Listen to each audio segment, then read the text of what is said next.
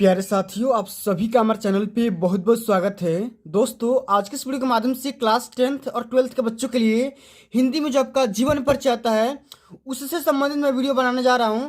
और ये वीडियो उन विद्यार्थियों के लिए खास होने वाली है जो कि अब की बार 2024 बोर्ड परीक्षा में हिंदी का पेपर देने वाले हैं।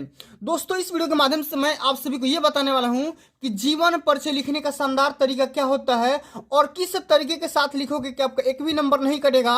और दोस्तों, इस वीडियो के माध्यम से मैं आप सभी को कवि और लेखक दोनों का जीवन परिचय बताने वाला हूं। ये वीडियो आपके लिए बहुत ही ज्यादा मोस्ट इंपोर्टेंट है, इसलिए इस वीडियो को ध्यान से देख लेना, अंत तक जरूर देखना। वीडियो को लाइक कर देना, शेयर कर देना, अगर चैनल पर नया हो सब्सक्राइब कर देना।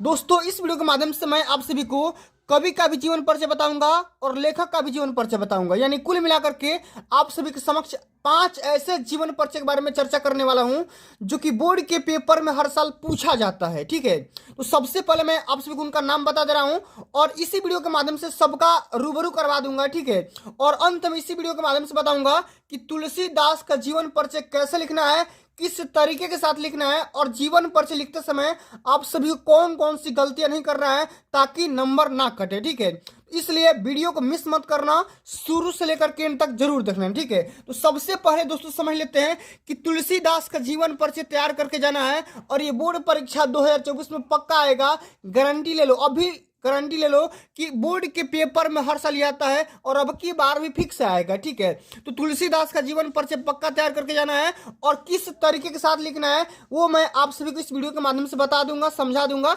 आसानी से देख लेना। ठीक है, उसके बाद आपको तैयार करना है सूरदास जी का जीवन परिचय। ये भी बोर्ड के पेपर में हर साल पूछा जाता है। ठीक है, तो सूरदास का जीवन परिचय कैसे लिखते हैं, जीवन परिचय लिखते समय कौन कौन सी गलतियां नहीं करना है, सब कुछ बताऊंगा। ठीक है, ये तो हो गया दोस्तों आप सभी का दो यहाँ पे कवि का जीवन परिचय। ठीक है, और आगे समझ लेते हैं कि 3 लेखक का नाम बताऊंगा जिनका जीवन परिचय आप सभी को बोर्ड के पेपर में तैयार करके जाना है। वो है जयशंकर प्रसाद। तो जयशंकर प्रसाद का जीवन परिचय बोर्ड के पेपर में हर साल पूछा जाता है। साथ में आचार्य रामचंद्र शुक्ल का पूछा जाता है, डॉक्टर भगवत शरण उपाध्याय का भी पूछा जाता है। तो ये हो गए 3 आप सभी के लेखक और ये आपके हो गए कवि। ठीक है, तो कवि और लेखक का मैंने तो नाम बता दिया जिनका जीवन परिचय आपको तैयार करके जाना है। ठीक है, तो दोस्तों सबसे पहले मैं आप सभी को दिखा दे रहा हूं जयशंकर प्रसाद का जीवन परिचय। बिल्कुल इसी तरीके से, इसी हेडिंग के साथ, इसी राइटिंग के साथ आप सभी को लिखना है और जीवन परिचय लिखते समय कौन कौन सी गलतियां नहीं करना है वो मैं अभी बताऊंगा। ठीक है, जो मैं यहाँ पे तुलसीदास का जीवन परिचय बताऊंगा तब। ठीक है, उसके बाद आपको तैयार करना है यहाँ पे सूरदास का जीवन परिचय। ठीक है, इसी तरीके के साथ लिखना है, जीवन परिचय लिखते समय गलतियां बिल्कुल भी नहीं करना है। ठीक है, आगे समझ लेते हैं आचार्य रामचंद्र शुक्ल का जीवन परिचय। ठीक है, तो बिल्कुल ऐसा ही आप सभी को लिखना है और लिखते समय गलती नहीं करना है। ठीक है, अंत में हम आ जाते हैं डॉक्टर भगवत शरण उपाध्याय का जीवन परिचय। देख लो किस तरीके के साथ मैंने यहाँ पे नोट्स बना करके यहाँ पे लिखा हुआ है और लिखते समय एक भी कहीं भी काटापीटी नहीं किया है। ठीक है, तो ये दोस्तों सबसे पहले हम यहाँ पे डिस्कस कर लेते हैं कि तुलसीदास का जीवन परिचय कैसे लिखना है और जीवन परिचय इनका लिखते समय कौन कौन सी गलतियां नहीं करना है वो भी मैं आप सभी को इसी वीडियो के माध्यम से बता दूंगा, समझा दूंगा। आप आसानी से देख लो, दिमाग में रख लेना और बोर्ड के पेपर में जाकर के छाप दो। ठीक है, आपका 5 देखो जीवन परिचय जो होता है 5 नंबर कवि का आता है और 5 नंबर में लेखक आता है। ठीक है, तो दोनों मिलाकर के अगर बात करेंगे तो 10 नंबर के यहाँ पे आप सभी का क्लियर हो जाएगा। और इसी वीडियो के माध्यम से कुछ मैं इंपॉर्टेंट फैक्ट भी बताऊंगा जो कि जीवन परिचय से संबंधित होने वाला है। ठीक है, तो आइए सबसे पहले आप सभी को क्या करना है कि तुलसीदास का जीवन परिचय लिखते समय आपको इसी तरीके से बड़ी हेडिंग में आपको ब्लैक पेन से तुलसीदास का जीवन परिचय का हेडिंग लगा लेना है। ठीक है, यहाँ पे एक और हेडिंग लगाएंगे जीवन परिचय और इसी जीवन परिचय के साथ इसमें लिखेंगे कि गोस्वामी तुलसीदास जी का जन्म। ठीक है, और इतना लिखने के बाद आपको रुक जाना है। रुकने के बाद यहाँ पे देखो मैंने लिखा है कि सन 1532 ईस्वी। तो इसको क्या करना है, आप ब्लैक पेन से आपको क्या करना है यहाँ पे बड़ी हेडिंग के साथ लिख सकते हो कि गोस्वामी तुलसीदास जी का जन्म सन 1532 ईस्वी में बांदा जिले के राजापुर नामक ग्राम में हुआ था। ठीक है, देखो सबसे पहली लाइन में आपको यह चीज मिल गया कि इनका जन्म कहाँ हुआ था, कब हुआ था और किस गांव में हुआ था, किस जिले में हुआ था। ठीक है, तो सबसे पहली लाइन में आपको यह चीज पता चल गया तो एग्जामिनर जब पढ़ेगा उसको दिमाग में आइडिया आ जाएगा कि हाँ ये बच्चा ऑब्वियसली पढ़ा हुआ है। ठीक है, आगे हम लिखेंगे कुछ विद्वान इनका जन्म एटा जिले के सोरो ग्राम में मानते हैं। आचार्य रामचंद्र शुक्ल ने राजापुर का ही समर्थन किया हुआ है, ठीक है, जो कि रामचंद्र शुक्ल है, ठीक है। इनका जो जन्म स्थान है वो बोलते हैं कि भाई इनका जन्म राजापुर नामक ग्राम में ही हुआ है, ठीक है। तुलसी सरयू परिण ब्राह्मण थे, ये जो तुलसीदास थे वो क्या थे, सरयू परिण ब्राह्मण थे, ठीक है, क्षत्रिय थे, ब्राह्मण थे, ठीक है, समझ में आ गया। आगे हम बात करेंगे कि इनके पिता आत्माराम दुबे और माता हुलसी देवी ने अद्भुत मूल नक्षत्र में उत्पन्न होने के कारण इन्हें त्याग दिया था।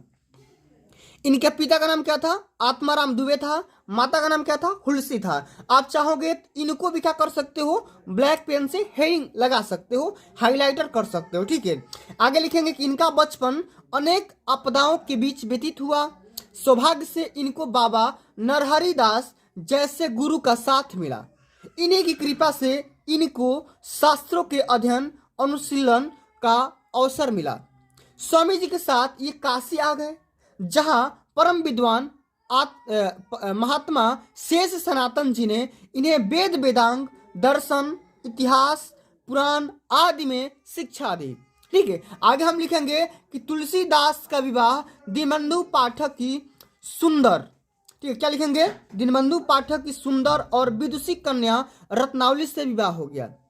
इन्हें अपनी रूपवती पत्नी से अत्यधिक प्रेम था, ठीक है। इसी में लिखेंगे कि एक बार पत्नी के द्वारा बिना कहे मायके चले जाने पर अर्धरात्रि में आंधी तूफान का सामना करते हुए ये अपनी ससुराल जा पहुंचे। इस पर अपनी पत्नी से फटकार सुनकर वैराग्य हो गए। कौन, तो तुलसीदास, ठीक है। अनेक तीर्थों का भ्रमण करते हुए ये राम के पवित्र चरित्र का गायन करने लगे, ठीक है। आगे लिखेंगे कि अपनी अधिकांश रचनाएं इन्होंने चित्रकूट, काशी और अयोध्या में ही लिखी है। काशी के 80 घाट पर सन 1623 ईस्वी में मृत्यु हो गया।